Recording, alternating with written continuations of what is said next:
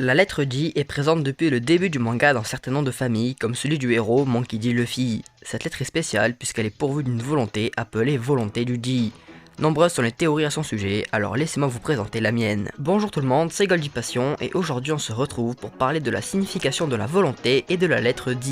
Tiens-toi prêt car la théorie commence. Comme je l'ai dit en intro, la lettre D est présente dans certains noms de famille et les plus connus sont par exemple Agwar D, Marshall D ou encore Monkey D. Certains sont pirates, d'autres marines et même révolutionnaires. Et on remarque chez les D certains points communs entre eux, comme par exemple le fait qu'ils soient destinés à faire parler d'eux et à accomplir de grandes choses. La famille Monkey D est actuellement celle avec le plus de D. Elle en compte 3, Monkey D. Garp, Monkey D. Dragon et Monkey D. Luffy. L'un est surnommé le héros de la marine, un autre le chef de l'armée révolutionnaire et enfin le dernier est le futur roi des pirates. Les D sourient également lors de leur mort, et j'ai plusieurs exemples à ça. Premièrement, Goldie Roger, qui est mort le sourire aux lèvres, ainsi que son fils, Portgas D. Ace.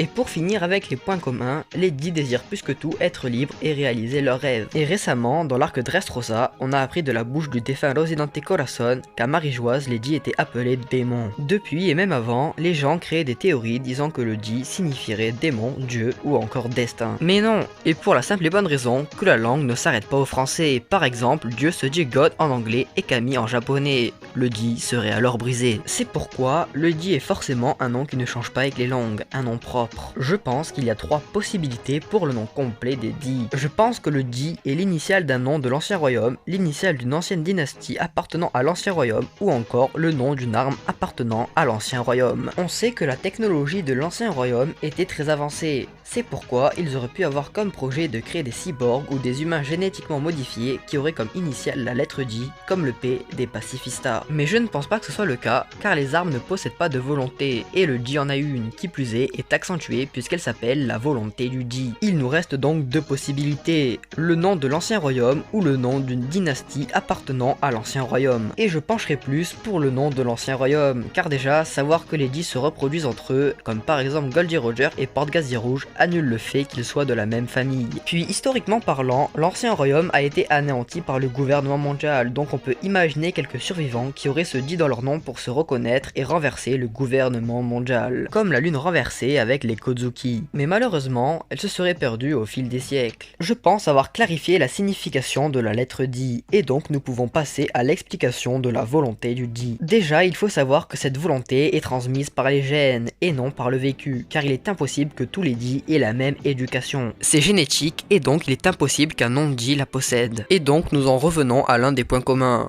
la liberté et les rêves. Je pense que la volonté du D se résume à être libre et à réaliser ses rêves, qu'importe le prix, et quiconque se dressera devant lui faisant obstacle à son désir de liberté sera anéanti. Et vous allez me dire que c'est pareil avec les Mugiwara, mais non, Zoro a été stoppé par Mihawk, Brook lorsque son équipage a été anéanti. Et puis on peut même aller plus loin avec l'exemple de Sabo, il avait un grand désir de liberté mais a été stoppé par un Tenryobito, tandis que Luffy et Ace n'ont pas eu ce problème. Pour réaliser ses rêves tels quels, il faut l'aide d'un D. Les Mugiwara réussiront avec l'aide de Monkey D. Luffy, Sabo réussira avec l'aide de Monkey D. Dragon et Kobe avec l'aide de Monkey D. Garp. Vous allez peut-être dire que ce sont des coïncidences, mais non, ce sont des faits. Et pour en revenir au fait qu'un D anéantit son ennemi faisant obstacle à son rêve, je tiens à noter que Kuma les a séparés pour qu'ils s'entraînent, et donc pour les aider à réaliser leurs rêves. Voilà pourquoi Kureha a dit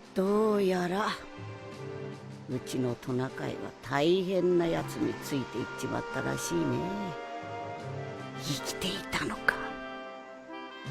Dの意志は。 Parce qu'elle a vu en Luffy un homme faisant tout pour accomplir ses rêves, ne laissant personne lui dicter comment vivre. La volonté du D ne serait alors pas de renverser le gouvernement mondial, mais bien d'être libre et de réaliser ses rêves. Et comme je l'ai dit, si quelqu'un se dresse devant un D, il sera anéanti. Donc si le gouvernement mondial se dresse devant un D, il sera anéanti. Et l'exemple parfait est sûrement le sauvetage de Robin à Enies Lobby. Luffy n'en avait rien à faire de battre le CP9 et de détruire l'île judiciaire. Lui, il voulait juste sauver Robin. Pour résumer, je pense que la lettre D est l'initiale du nom de l'ancien royaume, du fait que ce dernier ait été anéanti. Et je pense également que cet ancien peuple possédait une forte volonté, appelée aujourd'hui volonté du D.